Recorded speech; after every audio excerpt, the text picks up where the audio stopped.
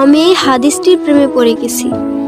আপনি যখন নীরবে ঘরে বসে কান্না করেন, আল্লাহ তখন ফেরেশতাগণদের উদ্দেশ্য করে বলেন, কোন জিনিস আমার এই বান্দার চোখে পানি আনলো? ফেরেশতাগণ বলেন, আপনার বান্দা সুখে নেই, আপনার বান্দা অনেক দিন হাসেনি। এই বলে ফেরেশতাগণ কান্না করতে থাকেন এবং আল্লাহকে বলেন, হে আমার রব, আপনি জানেন আপনার এই বান্দার হৃদয়ে কি রয়েছে, অতএব আপনি তার জন্য সবকিছু সহজ করে দিন।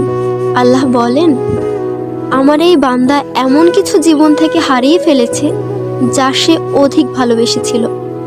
অতএব আল্লাহ বলেন, আমি শপথ করছি, আমার বান্দা তার জীবন থেকে যা হারিয়েছে এর চেয়ে উত্তম জিনিস তাকে এনে দেব, যা দেখে দুনিয়া ও আখিরাতের সবাই বিস্মিত হবে। আলহামদুলিল্লাহ।